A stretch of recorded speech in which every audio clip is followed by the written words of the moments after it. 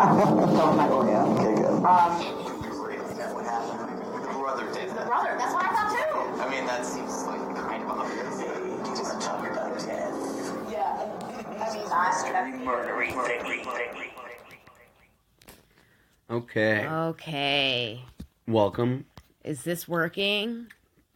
I Test. paused it. Test. Live Testing. test. Live test. Yeah, I hope it works because we're gonna record now for the next 30 to Well, the bars are doing hour. a thing. Oh, that's true. That's a Wait, good sign. stop talking.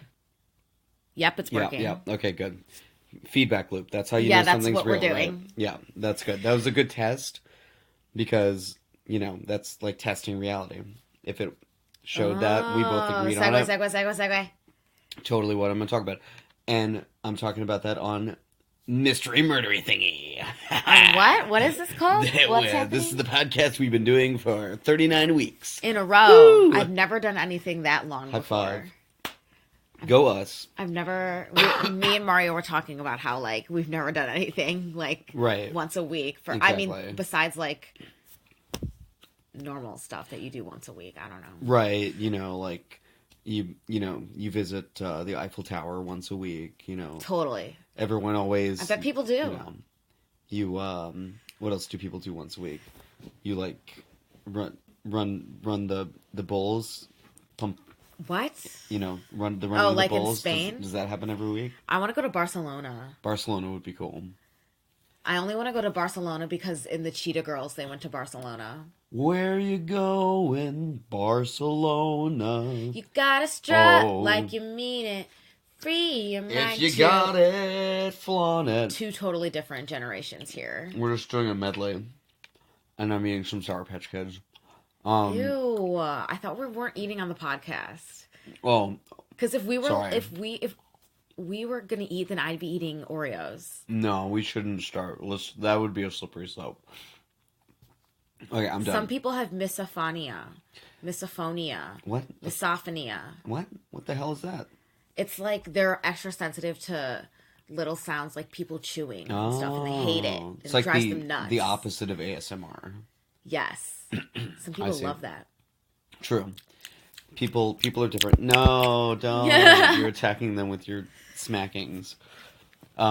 This is the podcast where we talk about mysteries And murderies. and lip smacking And thingies. and thingies. I'm Chloe. And I'm Mario. You're not Luigi? No. Oh my fucking god, my whole fucking life. Right? Oh, where's Luigi? That's okay. Because at least I'm not named after a dog in the life of pets. Shut up. What? Shut up. Gotcha. I do have a dog name. Yeah, I mean, also the dog in, what was it, the Chihuahua in, Beverly Hills Chihuahua. Beverly Hills Chihuahua. I never saw that movie because I don't like dog movies. Isn't that What? weird? That I is love weird. dogs, but I don't like dog movies. That's very strange. I would have thought exactly I just think the they're opposite. too fake. I like it when it's genuine. Yeah. When dogs are genuinely being goofy. Okay. Yeah, no, that makes sense. Okay, anyway. So, I'm going to go first this week. Yeah, this is going to be super loosey-goosey. Yeah, this is going to be kind of a loose episode, kind of discussion-based, kind of philosophical. My write-up is on a Denny's menu. Yeah, we just went to Denny's, and you can see it if you go to our Instagram, I believe, right? Yeah, it's on Instagram. Yeah, Chloe was totally techie and, posted a video to Instagram. Totally techie. Totally techie. Is this 2001? Yes. Yeah, this is, the new CNET podcast, Mario and Chloe talk tech. CNET? Nice. Yeah, I used We can go to Circuit City after this, too. Right, exactly. Yeah, we'll go rent a movie. It's at Blockbuster. Yeah. I had to fucking remember what fucking was even There's called. a Family Video down the street. I met some people who worked there. That's so Who funny. worked there, yeah. So yeah, it's gonna be that kind of an episode. It's going to be that kind of an episode. Yeah. So, okay, what are you talking about? Oh my God. This is going to Oh my get God, deep. what am I talking about? We're talking about Okay. some deep shit here, okay? we were starting to the discussion at Denny's, a really good place for philosophical discussions, by the way. Of course. Yes. You got the food, you got the good atmosphere. Yeah. Your peach Sprite. right. Your tea with honey so my voice can be properly podified. I don't know what that means. That's a part I would edit I out wish y'all could see my face right now. if we edited, but we usually don't. So anyway, this is like, honestly, like, I don't know. Nothing could be a bigger mystery, right? Like, I'm going to talk about, like, what is reality? Boom. Is anything real? Boom. Dun. Dun, dun, dun, dun. This is, like, the biggest mystery of all, right? Is anything real? Does anything exist? What does that mean? If reality exists, well, what the fuck is it? Yeah, right? man. What is reality? Why aren't dragons real? Maybe they are. Maybe they are in a parallel universe. We'll get to that later. Oh. Just a little tease. Hint, hint. Hint, hint. Chloe's, that's going to be I'm Chloe's talking topic. about parallel universes. Yeah, we could just tell it's you. It's not a hint anymore. Yeah, I just straight up said it. It's a spoiler. Sorry. It's going to be the second half of the episode. So, what I'm going to talk about, though, is just, like, straight reality. So, yeah. There's a lot of different ideas about this throughout time, obviously. So, in, like, Western philosophy, right? Because we, like, live in America, and we always have to be super fucking Western-centric. America! Yeah, America. Fuck Merc. yeah. There's this idea We're called... like a solid 6 out of 10. Okay, sorry, keep going. Cool. So there's this idea called ontology, right? It's the philosophical study of being, if you will. Why are you talking like that? I don't know. I thought it'd be funny. It probably wasn't. So, you know, and kind of more broadly, it studies like concepts that are directly related to being, you know, becoming, existence, reality. That's pretty dope. You know, these all sound like the same words, but if you're a philosopher, they have like very distinct meanings, right?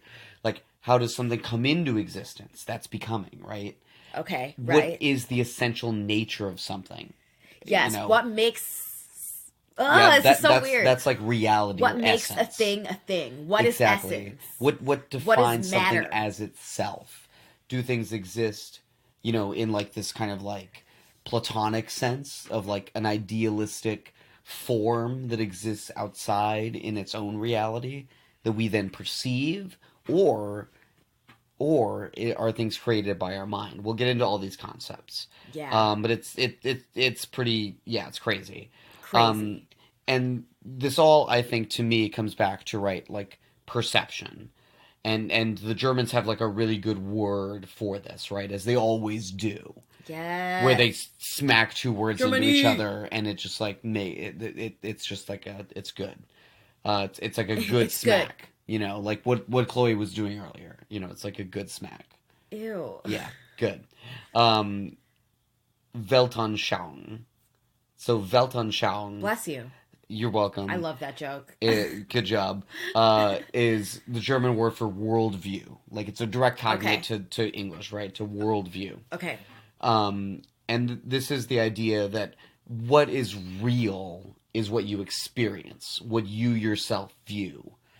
And then you compare that, excuse me, to what others' worldviews is, what worldviews are, rather, and then that's what's real, right? So what we did at the beginning, yeah. you know, where we're like, oh, are we recording? Okay, you look at the thing to see if it's going up and down, and I'll look at it too. And if we both see it and agree that it's going up and down, then that's real. We are recording. So like that tapestry right there, you see that? Yes. That's real because you Right. see it too? Right. And like, what color is it? It's purple. I also think it's purple. Therefore, purple It's is purple. real. Right. But is purple real? What if your purple is my orange? Exactly. It's that whole conversation. You like don't even know. Right. And in a sense, that's, again, what it, like, I think all of these things I keep coming back to is like, how do you know? What does it mean to know? What kind of knowledge are we talking about? Those are some big questions. Right? And can you gain true knowledge of something? This episode should be called Big Questions. These are the big questions, you know, that we're dealing with here. The important stuff, essential to everyday. Oh, wait, no, it's just esoteric bullshit. Oh, fuck. Yeah, but it's super interesting. What does esoteric mean? Esoteric means that it's like obscure. It's not super popular. I just want to side note. I just want to like compliment Mario here. This is one of my favorite things about him is that like I'm not afraid to ask him a question, any question, because he won't be like, "What do you mean you don't know?" Because he'll always tell me no matter what. I appreciate that. Yes. Like sometimes people are like, "Oh, have you ever seen like super popular movie?" And I'll be like, "Yeah," because like who hasn't seen Pulp Fiction? I haven't. Yeah. But Mario's not going to be like, "What's wrong with you?" He'll be like, "Oh, okay, moving on." Yeah. Appreciate that. You're welcome. So this whole idea of like Weltanschauung, worldviews, there's like this thing in physics, right, called light cones, and it's like your Like reality, rods and cones in your eyes. sort of. It's like a parallel idea, but moving out into the universe, right? Okay. So from the perspective of Earth that we're looking out from, we can only perceive a certain segment of reality because this is, just positing that the speed of light is absolute, right? Light goes at a certain rate. We perceive things by perceiving light or other types of electromagnetic radiation, which also can only go as fast as light. And therefore, we are bounded in a light cone, right? A light cone, if you're thinking like your retina, right? Like a cone going out from your eyes, by the speed at which this electromagnetic phenomena has gotten to us. So there's like this point outside of that where there are other things that have happened and they're radiating electromagnetic radiation, right? But it just hasn't gotten to us yet. And therefore we can never perceive it. And therefore, is it real? I think that's what that kind of implicates this episode, right? Right. Like if we can't, if we could never actually perceive it, is it real? I think so. And then this gets into this idea of like realism versus anti-realism. Okay, so this is kind of one of the big, kind of like dichotomies that I'm going to talk about, juxtapositions of ideas that I'm going to talk about in this episode. So realism, objectivity, objectivism. These are kind of terms that refer to the concept or the hypothesis that independent truth exists, that objects have independent existence, that some kind of absolute morality exists, right? Like my phone is alive or something? More that, anything is real because it has an independent existence of my perception of it, right? So that chair wouldn't stop existing if it had never been seen by a human, right? Oh, okay. Right. Okay. Right. Like the moon didn't come into existence because, some kind of self-aware being saw it. The moon was there for billions of years before that. Before it was perceived by anybody. Right. Okay, so everything has its own. I understand. I get it. Right, I got you. Right. But it also kind of implicates this kind of like semantic objectivism, right? Where you say that there is an objective truth that exists as well, which is kind of an interesting idea. It's like a parallel thing, but it's with concepts, right? Or with the objective reality of some kind of event.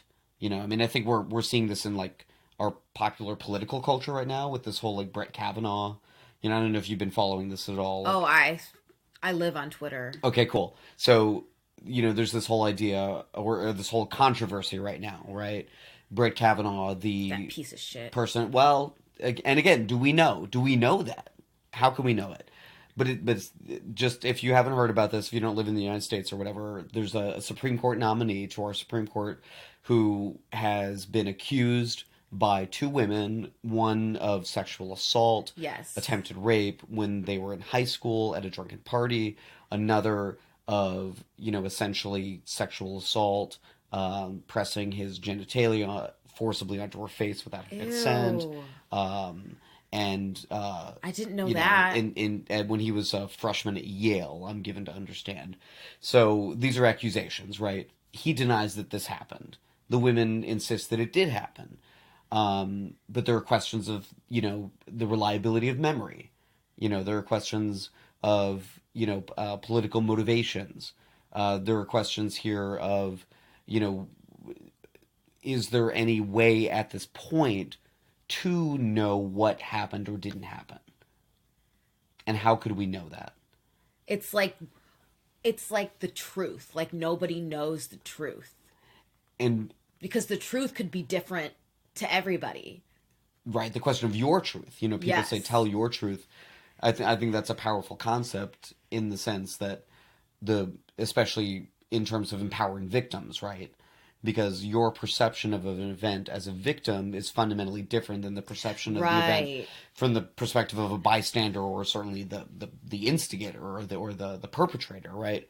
And that kind of goes off of, I mean, this is like a little bit off topic, but why I think what makes a good villain is that you can relate to that villain and Sure. see their reality. Like, Right. what are they going through? Right, exactly. And we've talked about this in other episodes, right? That, you know, if someone commits a heinous act, but they weren't, you know, aware of what they were doing at the time, you know, that Right. creates, you know, sort of, it's a legal mitigative factor. It might be a moral mitigative factor, depending on your, you know, whether or not you kind of hone more to moral relativism or moral absolutism, which this kind of like realism question implicates as well, right? Sorry, this is getting like a fucking No, philosophy it's discussion, true. but No, this is what we wanted to happen. that's what this one is, you know. So, you know, That's all philosophy is. It's all questions. It's all mysteries. exactly, and that's what drew me to this topic because yeah, it is one of the big philosophical mysteries. It's the I don't know. Yeah, I may not know anything. What? You know, exactly. And that's kind of like where this gets to, right? You know, is not only telling your truth or my truth, but is there some kind of truth in scare quotes that exists outside of all of those truths? And that they somehow like are There's a closer to or separate. further away from. But is there or is there not? That's kind of the question. Is there one? You know. I think so. I think there's one truth and that's what happened. But it can be perceived so many different ways. Right. So how can we ever know? Yeah. So, okay, so realism, objectivism, as opposed to, obviously, anti-realism. So the notion of anti-realism is that nothing exists outside the mind. I don't like that. Or at least we can never really know if anything exists outside the mind. Right? It's kind of freaky. It's kind I of don't like that. It's a little bit creepy if you think about it, It's right? like, isn't that like kind of nihilistic? Sort of. We'll Because I know talk about nihilism nihilism scares too. me. Yeah, I don't yeah. like to think about it. These are big concepts, right? I mean, if you've Right. you know, if you've never had a you know, sort of a moment of, you know, being overwhelmed by the enormity of the universe, you know, I think you haven't really thought about it enough, right? You should. You know, that sort of phenomenological experience, I think, is important, whether you're an atheist or a religious person or anything, you know. Right. It can come from any number of sources, but, you know, just being sort of aware of the enormity of everything, right? And that's part of this too, right? Is like trying to perceive reality as it actually exists. It's kind of overwhelming, you know, to try to do that as a lowly, you know, human being animal that is just kind of like self-referentially pulled along within, you know, the four-dimensional construct that we're existing, you know, through or something. Whoa. Right. This episode's all about rants. I love it. So, you know, anti-realism again, you know, we can never really know, is everything just thoughts or is it not?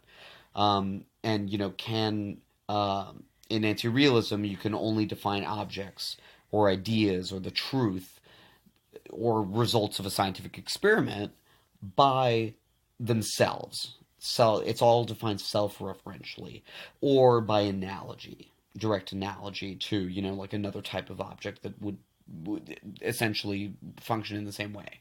So you can never really prove or disprove their reality. That's kind of the thing about anti-realism, is that it's sort of agnostic as to whether objective reality really exists. What were you going to say? So death when you jump out of reality? I mean, that's a whole other episode. Yeah. We'll do an episode about death at some point. I know, but that's scary. Yeah. I can only talk about it for so long. I don't think I can talk about it for an hour. Yeah. Well, we'll get to that. And then, as I talked about earlier, there's this sort of like related but separate concept of idealism. That reality as we know it is created by the mind and doesn't, exist independently of our minds, but that there are also these like ideal objects and, concepts that have like their own separate existence. Didn't we already talk about this? Yeah, I kind of mentioned it earlier, but now I'm like going through my write up again. So Well, I'm just trying to make things as clear as possible in my head. appreciate that. I appreciate that because I know it can get kind of bogged down in all the terms and everything. And then there's this other kind of division or like dichotomy I wanted to talk about, like Platonic realism as opposed to Aristotelian realism. What's Aristotelian? Aristotelian. It's kind of fun to say. Aristotelian. That refers to Aristotle.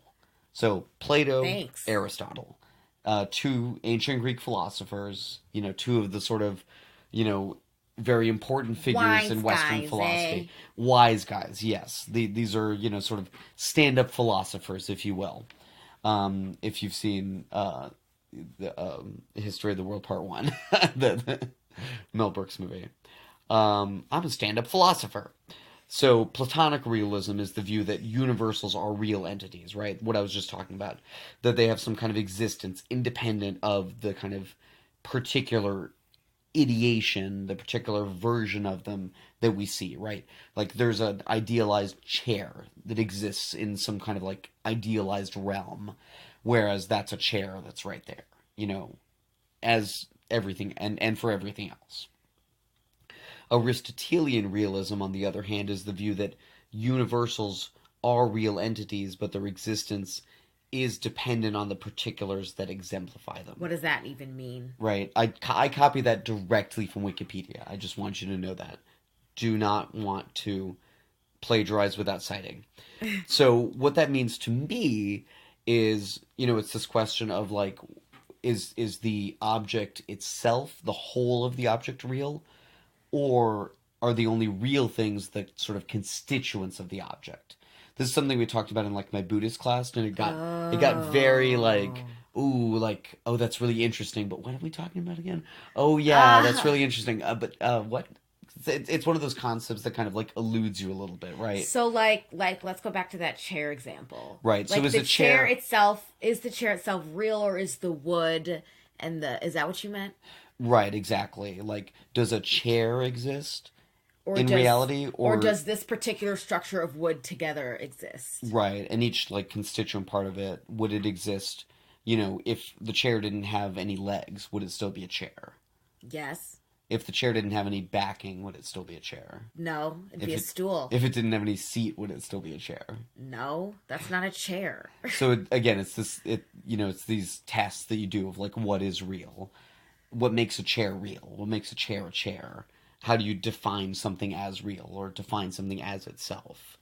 These are the questions that will not have any answers. These are the questions that haunt me. Right. Because, again, we embrace the mystery here. We are a team mystery. Team mystery. Team mystery. So none of these questions will be answered. Thank you very much. Yay, we love the mystery. So another kind of like dichotomy, kind of like juxtaposition I wanted to talk about is being versus perception. So, yeah, this question of being, right? It's related to the question of reality. What is the sort of ultimate nature of reality, right? And again, I'm going to bring up some ancient Greek philosophers because they just seem to have like the monopoly on this shit, at least as far as the Wikipedia articles that I was reading. I think it's just because they were bored. They didn't have anything better to do, like watching Supernatural again, or fucking Star Trek, like I like to do. They didn't have any MLB The Show to play or new Spider-Man video game, so they had to fucking think about what is is, what is everything. And there was this dude named Parmenides who thought, okay, everything is one thing. It's a single, unchanging being. That doesn't make any sense. That if we were, to step outside of it, it would just exist as a static construct. So we would be able to step outside and look at it? Right. So this is the idea that Okay. you can kind of step outside of time, and it's frozen and look there. back at what you were just in. Right. Like as if you were looking That's at weird. a timeline or a successive series of shots within a movie. Yes. And you can just see it and see how it's going to play out. The godlike perspective, so to speak. This is opposed to the ideas of Heraclitus, who taught that Heraclitus? Heraclitus. Heraclitus? Yes, find the Heraclitus. Uh-huh. So this is the idea that everything flows. No pun intended. Flow, your monthlies. That was bad. That was such a stretch. And flow. That was a No, stretch. did that not work? That didn't work at all. Okay, well, I'm glad I fucking over-explained it too then. So this is the idea that that the universe is constructed of an innumerable number of tiny things that all flow with one another. Essentially, he was right.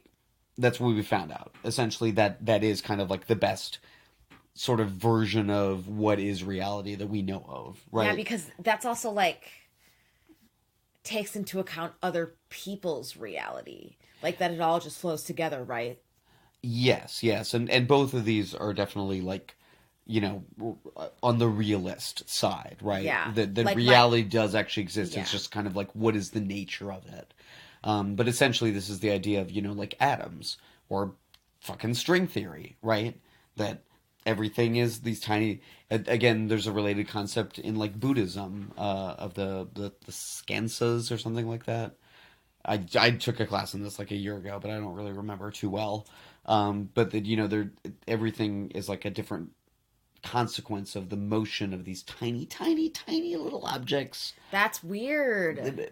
But again, And that parallels to a universe that I'm going to talk about too. Exactly.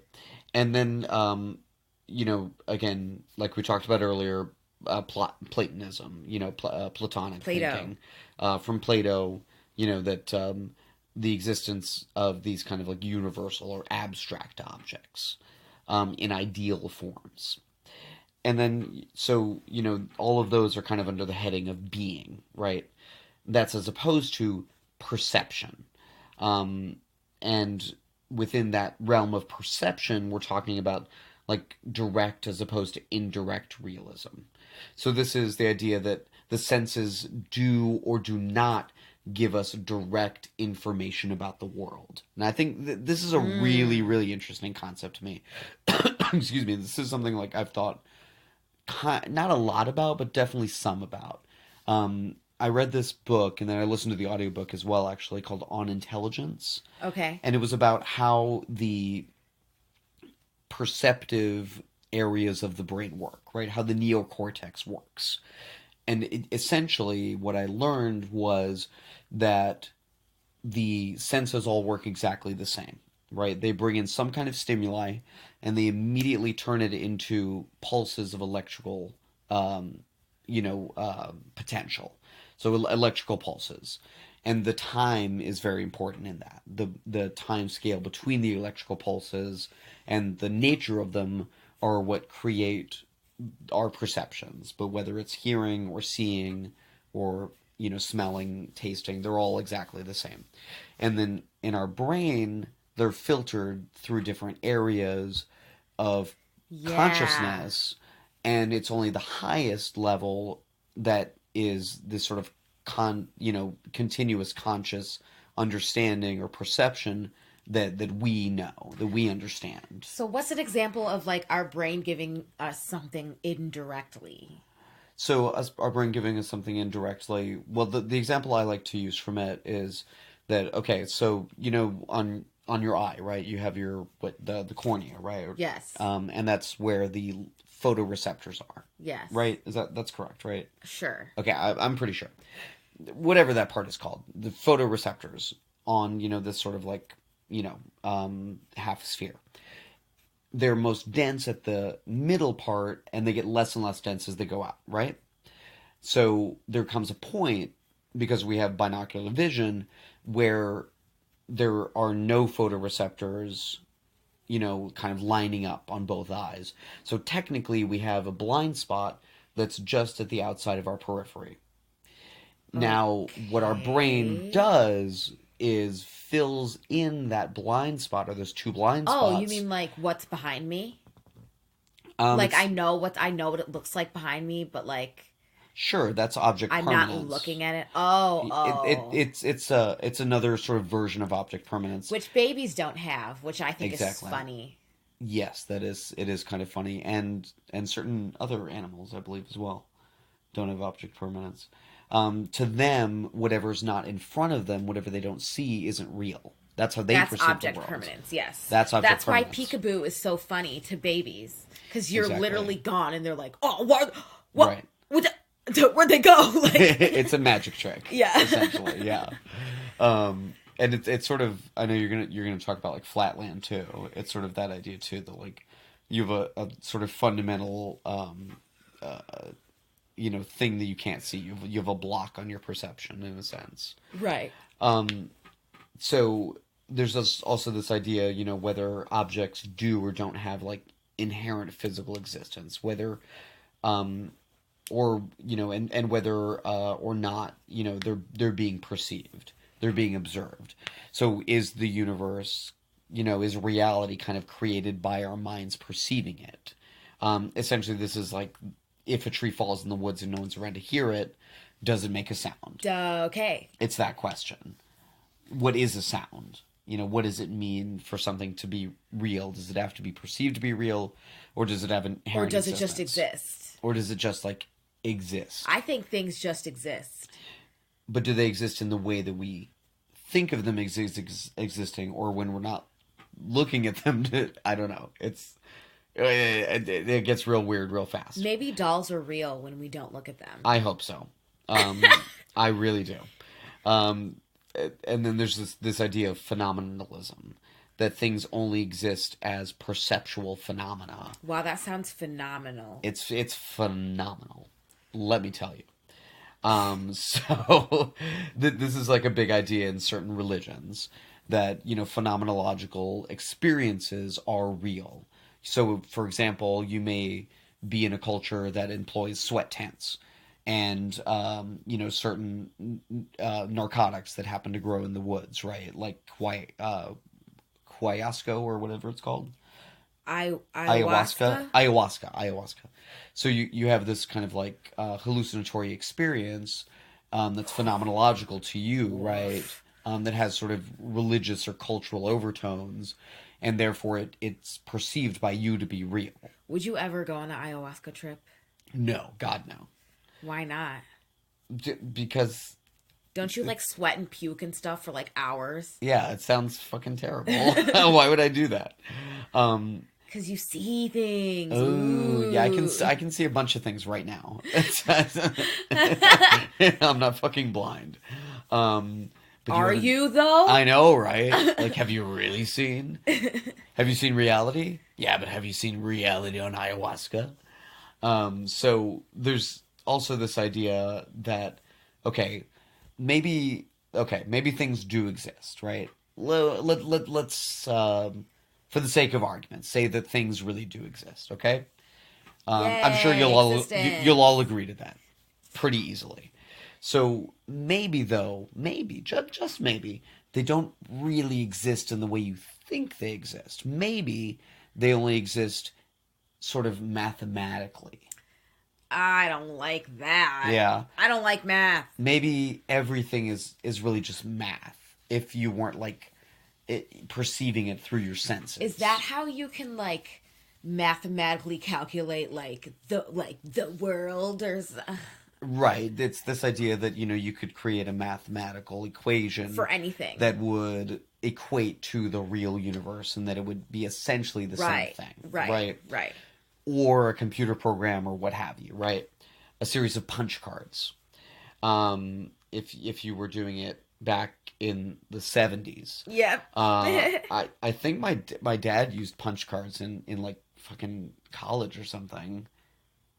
Although, yeah, I guess that would have been like the late 70s, so yeah. Anyway, and in the Platonic realism idea that I keep mentioning, numbers exist, as real or ideal objects as well. So they have kind of like an inherent reality. And there's also this idea that, this thing called the mathematical universe hypothesis. That the physical universe is not merely described by mathematics, but it is mathematics. Is mathematics. It is That's mathematics. Specifically a mathematical structure, right? And that all the potentialities that exist within a mathematical structure really do exist in some kind of universe. That's weird. Which kind of gets to yours, but we're not quite there yet. I also did just want to briefly mention this idea, the idea of nihilism. I don't right? like that. It's That scary. Actually, really, nothing exists. It really doesn't make too much sense, which is why I'm just sort of mentioning it as kind of a throwaway, because, I mean, at least there has to at least be a sort of anti-realist or,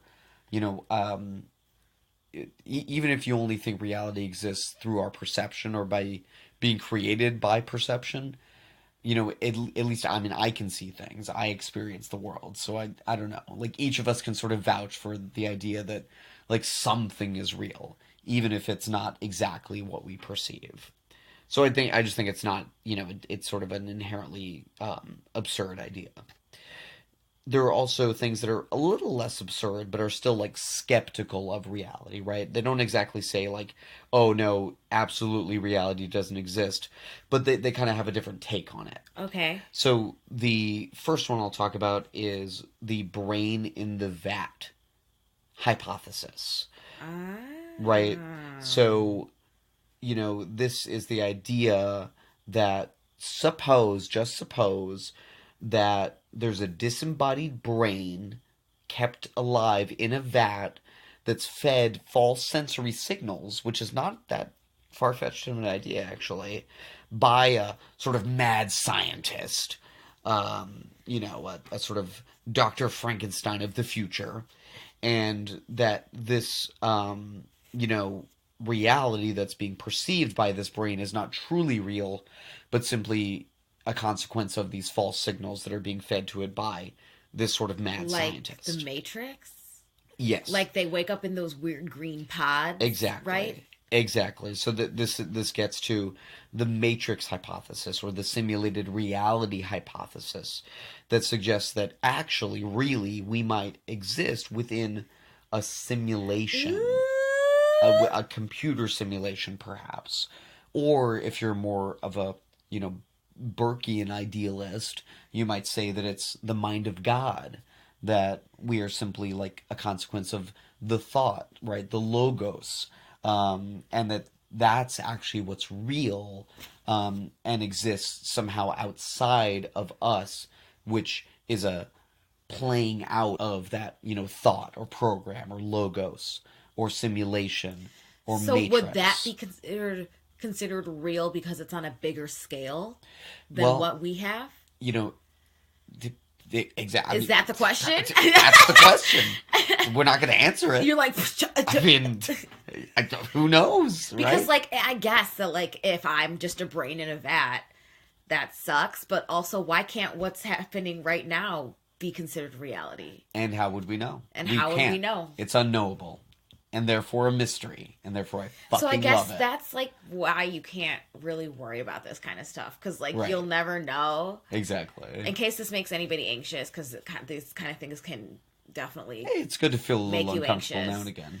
But, it's why you can't, because you're never going to know. And Right. if you're like, oh, I'm okay where I'm at, are you okay where you're at? No, it's I remember reading Sartre, the philosopher Sartre, several years ago, sitting in the bathroom, reading Sartre, and just thinking because he kind of implicates this question very heavily of oh, maybe nothing's real.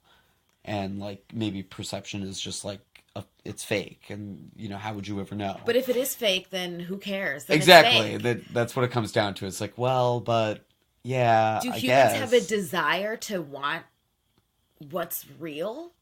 Ooh. I think so.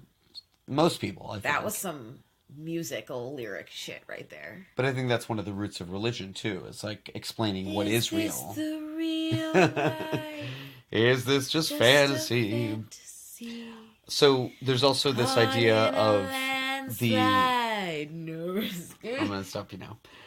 Pause on the CD player. So there's this idea also called the dream. Mama! Okay, shut up. Ooh.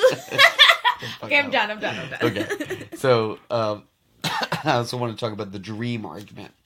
So this comes from like Descartes or Zhuangzi, the Chinese philosopher, and it supposes that reality is indistinguishable from a dream. So dreams are the same thing as reality?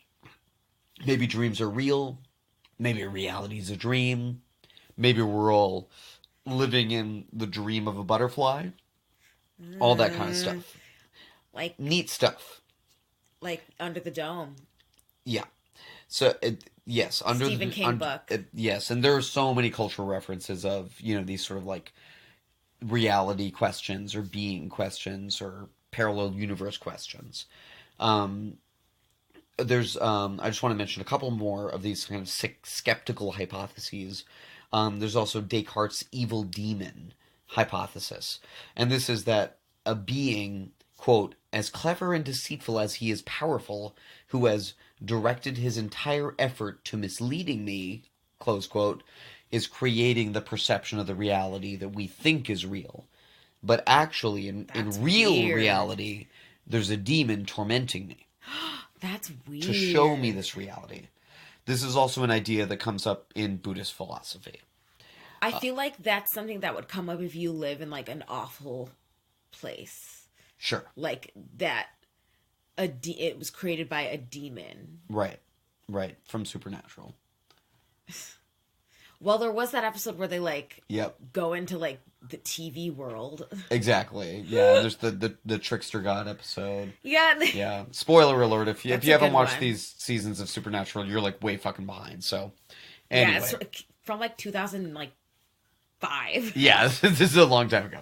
And then the last one I'm going to mention, it's the 5-minute hypothesis, which is also called the Omphalos hypothesis or last Thursdayism. Ooh. Which suggests that the world was created recently together with the records and traces indicating a greater age. What? And again, how would you know? I don't understand that one. Okay, so say that God exists, right? Yes. God can do anything, right? Yes. God's a creator. It's like he does. He's kind of a creative type. He just likes messing around, Jackson Pollock. ENSFP. Yeah. He enjoys, throwing stuff against the wall and seeing what sticks. And, creates, say, this universe, let's say, and just says, yeah, you know what? I kind of want to see what it's going to look like. More than 10 billion years in, I don't really want to muck around with that first part. It's kind of boring. I've done that before. So, let's see where things would be on, September 27th, 2018 in the United States, in this particular universe. It's the Bam. 26th. Whatever day it is. He's God. He can do whatever he wants. And as part of that, he creates the records and, the past to fill in behind what's just been created. Oh, that's weird. Right. It's very much like an episode of, The Twilight Zone.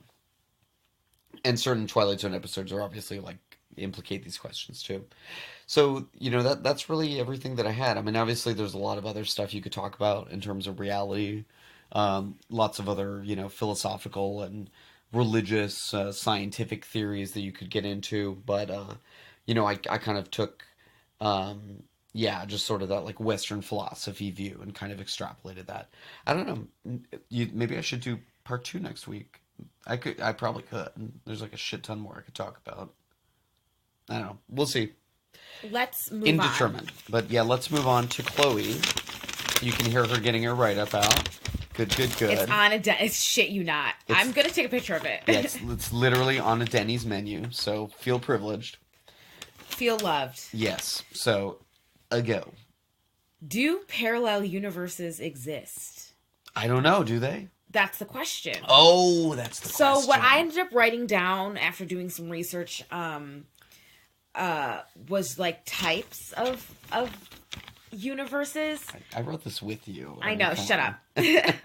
I'm just berating Mario for looking at my like every week. So, let's start with the first one. Infinite universes. So, the idea that time is like a flat surface, and therefore it goes on forever. It's a flat circle. Sorry, you've never seen True Detective. I haven't. If anyone has ever seen True Detective, you'll know what I'm talking about. Matthew McConaughey. Time is a flat circle. Okay, go on. All right. All right. Okay, so time is a flat, and it goes on forever, and in that concept, it means there are infinite number of possibilities of universes, and because of this, they can start repeating themselves, and they can repeat themselves because particles can only be put together in so many ways. Right. And this kind of like, from my perspective, like from a quantum physics perspective, kind of makes sense because, you know, there's this idea of like the quantum flux, right? Yes. You know, like there's, you know, particles coming in and out of existence all the time, right? Changing to different types of particles. And maybe that's because like, oh, there's all these parallel universes. They're just like moving between them. Next. Could be. Who knows? Daughter universes, which I think I like this concept the most. Uh-huh. And if I were God and I were to choose how the universes worked, it would be this. So every outcome from one of your decisions creates another universe. So there's another universe where, I don't know, something like little. Like instead of wearing like this black shirt, I'm wearing an orange one or something. Sure. It can be as little as that, or it can be as big as in another, you know, other universe. Like I don't know, decided that I wanted to be a cat, or I don't know. I can't think of anything. I'm going to become a cat. Where, or maybe like Dennis's ex-wife in It's Always Sunny in Philadelphia. Oh, she thinks she's a cat? Yeah. You think you're a cat? No, I just would want to be one if, you know, I come back in the, you know, future in a different life. Parallel universe? Yeah. Maybe there's a parallel universe Cat Mario. Like, maybe we're all cat people in a different universe. Like that Family Guy episode where they go to a universe where dogs are in charge. And humans... Right. Yeah. Yeah, that's a very, very popular And Brian idea. was like, wait, I want to stay here. Right. Exactly. Brian, or like a fucking bunch of episodes in Rick and Morty. Yes, this is the Rick and Morty theory. So the question then becomes, is it happening all at once? Does it branch off? Right. And I think this also kind of parallels to the butterfly effect. Sure. Where what you do or say can make a different future. Do you control your fate, your destiny? That's another question we could talk about. Right, kind of chaos theory. Chaos theory. Is chaos theory real because of parallel universes? Yeah. And I think it also asks the question, like, okay, if this is real, right, if different potentialities create different universes, then is, you know, what we perceive as, like, the present only real? And we're just kind of, like, yes, you know, branching literally into these, like, different, you know, universes that kind of, like, drop off, the ones that don't become real? Or are we, like, moving within a static construct of all different potential realities, that, you know, and therefore we could go backwards in time to a different potential reality, or like move, you know, statically to another parallel universe. You know, there's kind of like different, I think, ways that it could like play out. So you can like, if you were to like time travel or something, right, and you change something, all of a sudden you are in this new world. And is there a way to jump back and forth between them? Jump back. That's the question. And I do love time travel. Obviously, parallel universes and time travel, like, they always go pretty much hand in hand. Yes. Yeah. So next on this list is technical universes. So this parallels to the Black Mirror episode, one of the most popular ones, called the USS Callister. And if you haven't seen Black Mirror, go ahead and watch it. It's amazing, number one. Number two, it has all of these episodes that are like the Twilight Zone and play with all different types of concepts, and they all tend to be based on technology, and most of them it's kind of freaky because they're very plausible. Exactly. So technical universes would be something like is it possible for us as humans to get to a point where we can like make a computer so technologically advanced that it becomes self-aware and it creates its own sort of reality? Like in the Black Mirror episode USS Callister, I don't remember exactly, but there's like one of the main characters is like head of like some kind of really popular, what is it, like they're essentially making a video game. It's a video game, that yeah. you perceive into, with these little implants that Yes. are a part of the shared reality of the show. Yes. Where it's kind of like directly feeding it's directly feeding into your brain. Yeah, it's these stimuli. like little like circle things that they like put on their temple, and then Right. they're there. Right. It's like the brain in the vat idea we were talking about earlier. Yeah. So is that would that be considered a whole other universe? And he creates this universe where he's like the captain of a ship, and they go to weird alien places and defeat monsters and stuff. It's kind of like Star Trek. But he's the captain. Right. And what he does is that he takes, in order to bring other people into this world with them, he takes their DNA. Exactly. Oh, and you mentioned Star Trek. There's a Star Trek like episode, or maybe a couple of episodes, that have the mirror universe, right? Right. Where like the roles are reversed, and like people are more evil and like cutthroat, and then there's some that come from the mirror universe into the regular universe and fuck shit up. People are dead in one but not the other. Right. It's a really good episode. And so begs the question, we can go back to like the Matrix thing, is that's what's going on with us. Are we some kind of are we in a simulation right now? Right. Is there a glitch in the Matrix? Or like in Hitchhiker's Guide to the Galaxy, are we like a huge computer program that's being run by some mice? The mice, of course, are simply projections into our dimension of hyper intelligent, fifth dimensional beings that are like some sort of like idealized representation of the color blue or something. I don't remember exactly. I don't remember. I've read it a while ago a few times, yeah. but yeah. And again, if we're giving out shout outs and recommendations, definitely read Hitchhiker's Guide to the Galaxy. It's good. Yeah, but like good. All 6 of the books, not just the first one. I only read the first one, but I should read 5 or 6. The Restaurant at the End of the Universe. The Restaurant at the End of the Universe, definitely. I can't remember what the other ones are called, but yeah, you just read them all or listen to the audiobooks. Mario's Instagram name is Zaphod Beeblebrox. Exactly. Which is so fucking nerdy. Yeah. Can you tell I'm pretty nerdy by this fucking episode? By the main character was 3 heads. No, 2 heads. 2 heads. Yeah. Oh God. Yeah. Okay, so what do I have on here? Okay, so I also have some other concepts that like go into this. Like black holes. Can black holes lead to some type of parallel universe? Probably. So one of the last articles that Stephen Hawking wrote before he died, R.I.P., was about this very thing. So he calculated that eventually black holes end, and so when they end, what's there? Right, because of Hawking radiation. Yeah, according to his calculations, black holes eventually begin to leak information, and then they just explode, which releases trapped particles in whatever form that they're in. And maybe it could create an opening to a parallel universe. Right. Right. And next on this list, Good segue.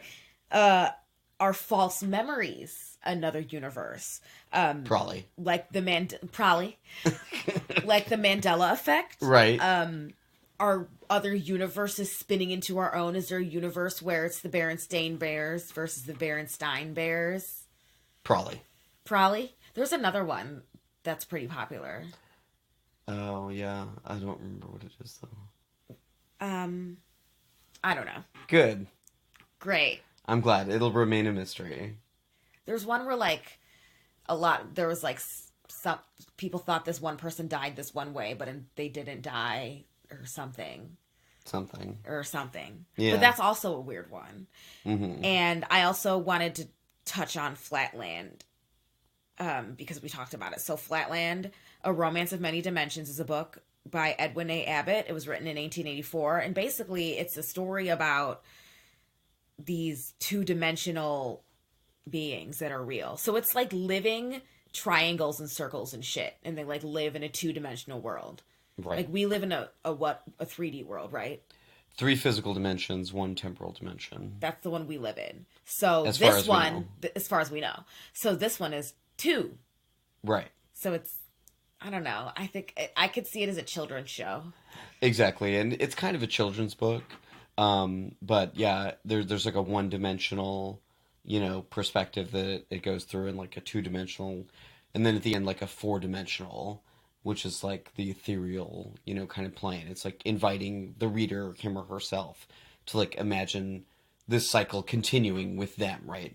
Out of the 3-dimensional and into kind of this ethereal realm. That kind of parallels to something I was going to talk about, but it's kind of a lot. Not that this isn't a lot, but called the Akashic Records. And basically it's like this cache that you have in your conscious that you can access, and it has like infinite amount of information, and you can learn about like yourself and your past life and all kinds of crazy shit. Yeah, sounds pretty cool. It's a very, very interesting concept in my opinion. But so I wanted to do my sources. Okay, yeah. So I did my research from Wikipedia. Hell yeah. And, prior knowledge and whatever. So I read through a ton of Wikipedia pages. Wikipedia. So the page for reality, mathematical verse hypothesis, idealism, anti-realism, objectivism, category of being, ontology, the theory of everything, Platonic realism, naive realism, subjective idealism, and Heraclitus. All right. And probably some other ones that I remember I got mine from like space.com, a space.com article. Right. That talked about types of parallel universes. Exactly. So do you have any weird shit in the news? Weird shit in the news? Weird shit in the news. Weird shit in the news. In the news. In the news. So not really. Sorry. I had something. Okay. We're both like frantically trying to frantically looking for a thing. Oh, so what's up? When did this happen? Nope, we're not doing that. It's like this article. It's a screenshot of an article, and I wish I could find the article. I actually did it. Sorry, I did have something. It was not from a news article. It was from a BBC report that I was listening to. Oh, I found the article. So, okay, but let me do mine just really quick. Okay, first. Yes. Okay, so it's kind of like a mystery in the news. So, okay, so this happened in Liberia. I'm like 99% sure. And there were these two, like the containers that they put on like ships, like shipping containers? Yes. Okay, so they're huge, right? Yes. So there were 2 of them that were filled with Liberian currency. Okay. Billions of dollars in Liberian currency. Okay. Like over $300 million or something. And it just went missing. Nobody knows where it went, What? or where it is, or where it will be soon, I assume. What?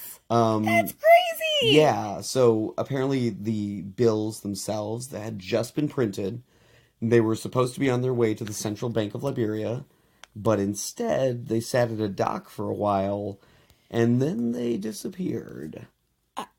Is there not a tracker on that? One would think, right? Apparently part of the problem is that they were sourced from 3 different countries, because I guess Liberia has, like, other countries print their currency for them. Okay. So there's not, like, one kind of, like, track that they would go on. So there's not, like, one person kind of tracking all of them, I guess. But still, you would think that billions of dollars in native currency wouldn't just, like, go missing. 5% of their GDP. Just gone. Oh, and you better bet people are out on the streets. Fucking, yeah, protesting, you know, the new president and everything. Well, it's fairly new. So, yeah, I don't know. Nobody knows. Okay, what's yours? So this actually happened a month ago. In Denver, Colorado. Or no. It's from the Denver Channel News.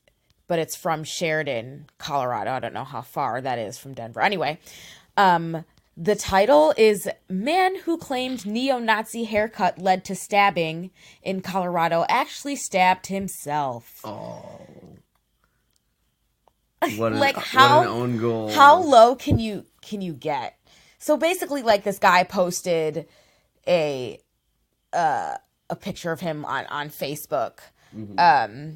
He's like, it happened outside a Steak and Shake. He told some black guy in his 20s came up to him and said, quote, "Are you one of them neo-Nazis?" and tried to stab him. And so he said it was like a defensive wound, and he posted pictures of like his bloody hand on Facebook.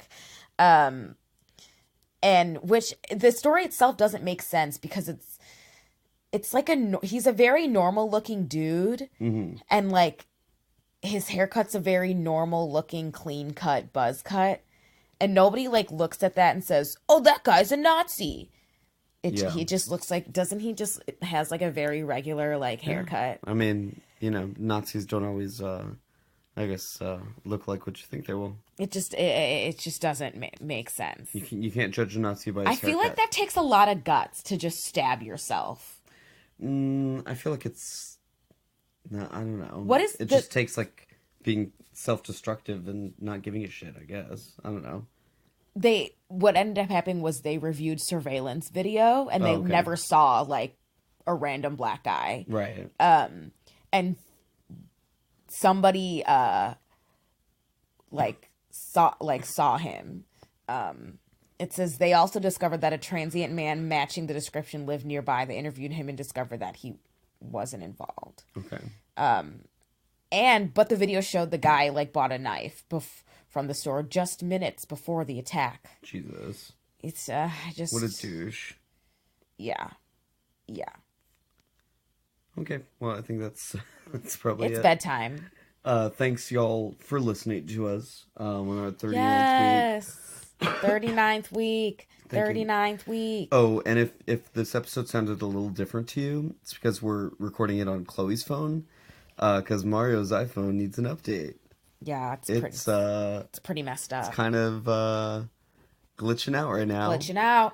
Not really charging too well, which Not at all. kind of unfortunate. I do need my phone for my job, so it's kind of annoying in that way. And yeah, but I'm gonna get it figured out for sure by next week. So Yay.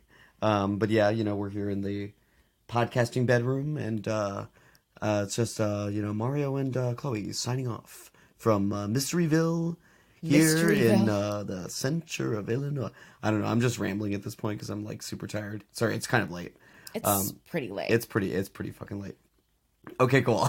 Good night, guys. Bye. Bye.